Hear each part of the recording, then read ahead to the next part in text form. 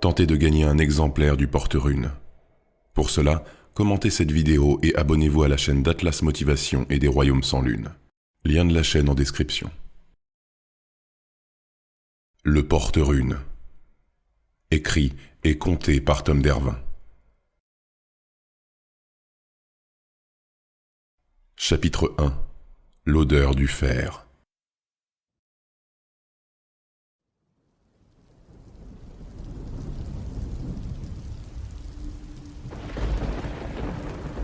Au loin, le tonnerre grondait. C'était une nuit sans étoiles. Une pluie glaçante tombait sur le village tandis que des bourrasques gelées s'engouffraient dans ses rues. Le hameau était isolé de tout. La région qui l'entourait se constituait de landes rocailleuses et de bosquets solitaires. Une route unique et boueuse scindait le bourg en deux. Il était près de minuit lorsque l'étranger arriva, vêtu d'une cape noire ruisselante. Un capuchon dissimulait son visage. Sa monture, un immense cheval noir, piétinait dans la boue. Les renaclements de l'animal libéraient d'épais nuages de vapeur dans l'atmosphère nocturne. À l'entrée du village, le cavalier passa sous une arche de pierre noircie, près de laquelle un étendard orange et blanc patientait, battu lui aussi par la pluie et le vent. Le cheval avançait sur l'allée principale, où des bivouacs de fortune avaient été dressés. Des tentures couvraient des feux de camp, autour desquels de pauvres gens en guenilles se tenaient recroquevillés. Les vestiges de maisons dévorées par les flammes parsemaient encore le hameau. Devant chacune d'elles, des corps sans vie pendaient, des édits cloués sur le torse. Le cavalier évoluait sans détourner le regard. Un instant, il s'arrêta pour laisser traverser un vieux chien boiteux, décharné et infesté par les puces.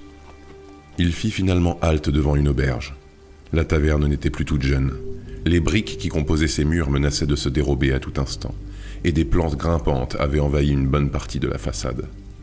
L'armature du bâtiment semblait pourrie, et le carreau d'une fenêtre était brisé, colmaté par une planche. L'étranger mit pied à terre, puis passa un portillon de bois qui donnait sur une petite cour de terre battue devant la taverne. Une roulotte était stationnée sur sa droite, tandis que de l'autre côté, une vieille jument se désaltérait dans un abreuvoir sous un toit de chaume. Le vagabond y attacha sa monture et entra dans l'auberge. À l'intérieur, une petite dizaine de personnes étaient installées, des femmes, des enfants et quelques vieillards. L'établissement était poussiéreux, un comptoir en chêne massif traversait un côté de la pièce, derrière lequel travaillait une femme grisonnante. Dans son dos s'étiraient des étagères presque vides, on n'y voyait plus qu'une poignée de bouteilles, des tonnelets et quelques tranches de viande séchée. Le voyageur parcourut la salle sans prêter attention au regard tourné vers lui et arriva au comptoir. « Qu'est-ce que je vous sers ?» demanda la femme. Le vagabond ne répondit pas. Il sortit la main de sa poche et posa une pièce d'argent sur le bar. La tenancière le regarda un bref instant avant d'attraper une chope. Peu après, l'étranger alla s'asseoir avec sa pinte dans un coin de la pièce. Au même moment, Maria ouvrit les yeux. Elle quitta son lit, avançant courbée dans ce petit espace qui lui servait de maison. La jeune femme s'installa à sa table et, une fois sa lanterne allumée, fit sa toilette à l'aide d'une serviette et d'une coupelle d'eau parfumée. Elle brossa consciencieusement sa chevelure dorée tout en mâchant une graine de cardamome. Maria avait les épaules larges, la taille fine et le ventre rebondi. À la lueur diaphane de la lanterne, ses yeux brillaient comme deux tourmalines. Une fois propre, elle passa une robe rouge de seconde main, attrapa un sac en toile posé dans un coin et sortit de la roulotte. Elle se retrouva dans la cour devant l'auberge et donna à manger à sa jument les quelques fruits trop mûrs qui se trouvaient dans le sac. Maria la caressa quelques minutes tout en lui parlant, puis se rendit à la taverne. En entrant, elle salua les clients. Les vieillards la reluquèrent sans vergogne et se laissèrent aller à des commentaires grivois à son passage. Maria leur répondit par un sourire et repoussa les mains aventureuses en feignant de petits rires amusés. Elle approcha du comptoir. « Bonsoir Jeanne, comment vas-tu ?»« Bonsoir Maria. Pas facile, on fait comme on peut. » La propriétaire arborait un sourire rassurant, mais sa voix était marquée par un profond chagrin. « T'inquiète pas, Gauthier est un dur à cuire. Je suis sûre qu'il te reviendra très bientôt. » Maria ressentit alors une étrange sensation en elle, une étincelle de désir, vivace, qui grandissait comme promise à devenir brasier. Elle se retourna et aperçut l'étranger dans le coin de la pièce. Il fumait sa pipe, libérant des volutes de fumée bleuâtre autour de lui. Maria le fixa. Bien qu'elle ne vît pas ce qui se cachait sous sa capuche, quelque chose en lui l'attirait irrésistiblement. L'homme but une rasade et reposa sa chope vide devant lui. Malgré l'ombre qui le dissimulait, elle sentit son regard peser sur elle, accentuant ses pulsions.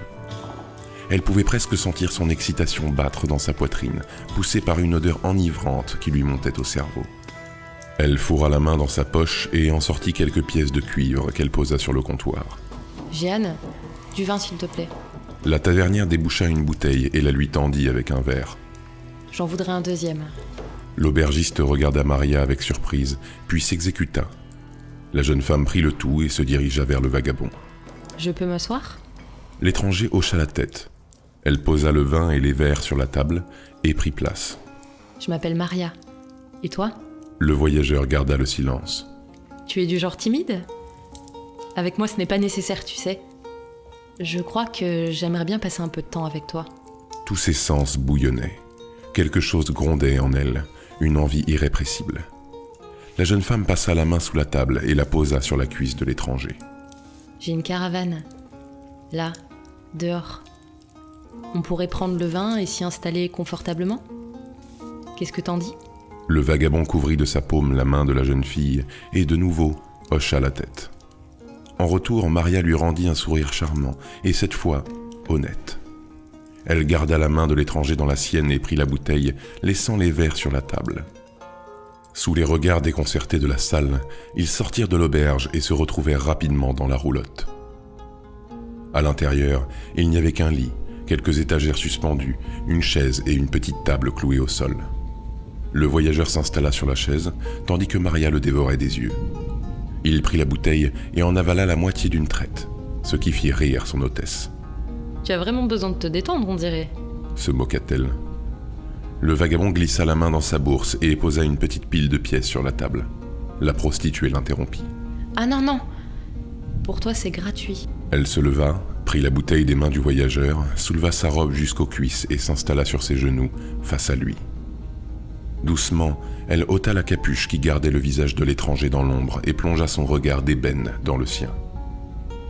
Il avait des yeux d'acier qui luisaient comme deux lames argentées devant les lueurs de la lanterne. Une épaisse chevelure noire descendait sur ses épaules et de longues mèches lui tombaient devant les yeux avant de glisser le long d'un nez légèrement tordu. Il sentait l'humidité, la terre et la ferraille. Mais ce qui frappait avant toute chose, c'était ses cicatrices. L'une d'elles, la plus longue, partait de l'extrémité de l'arcade et descendait jusqu'en dessous de la joue. L'autre, de loin la plus repoussante, commençait juste sous la narine et se terminait sur le côté du menton, coupant ses lèvres en deux. La blessure avait très mal cicatrisé. La plaie ne s'était jamais totalement refermée et laissait un jour à travers lequel on voyait une petite partie de sa mâchoire. Il était repoussant. Pourtant, Maria le regardait sans sourciller. L'étranger, quant à lui, l'observait dans ses moindres détails. Il contemplait ses formes, sa chevelure impeccable, l'odeur du parfum et de la cardamome, sa poitrine à travers la tunique. Bien que ne souriant pas, il avait l'air conquis. Il passa sa main à travers la tignasse dorée, redescendit en lui caressant le dos, puis souleva davantage sa robe. Elle ne portait rien de plus. Maria garda son sourire et déboucla la ceinture du voyageur.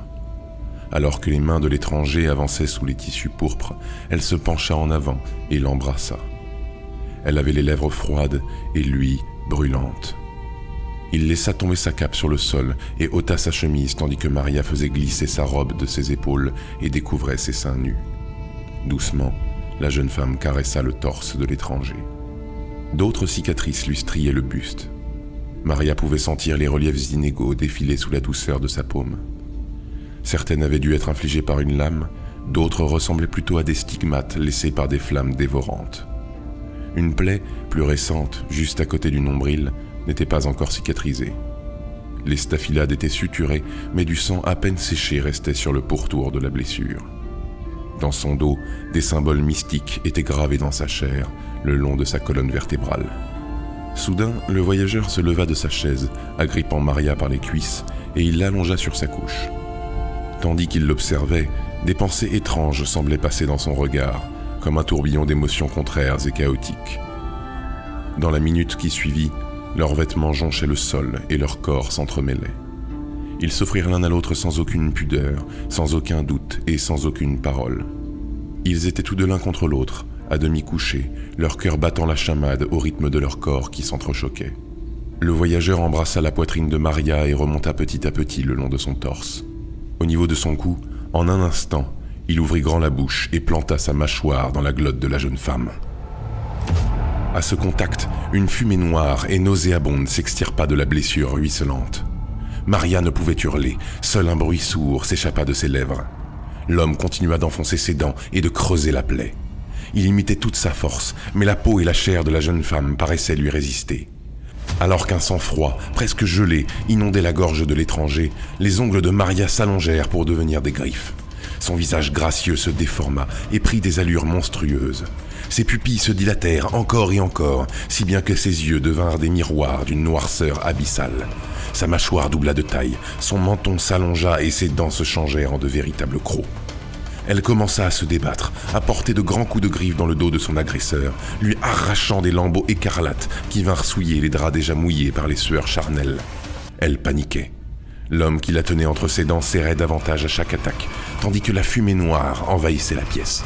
Il se servait de son cou comme on place un bâton entre ses dents avant d'affronter la douleur. Le supplice dura plusieurs minutes, puis Maria finit par abandonner. Ses forces la quittèrent, ses ruades se firent moins violentes, moins rapides. Sa vue s'obscurcit. Alors qu'elle sentait son dernier souffle lui échapper, quelques larmes perlèrent au coin de ses yeux de ténèbres.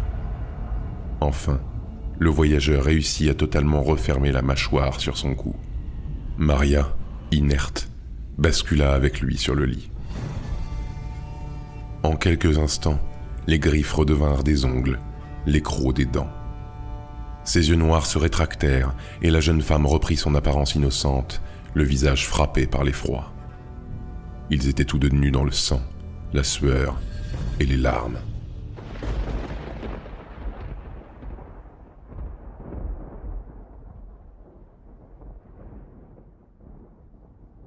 Tentez de gagner un exemplaire du porte-rune. Pour cela, commentez cette vidéo et abonnez-vous à la chaîne d'Atlas Motivation et des Royaumes sans Lune. Lien de la chaîne en description.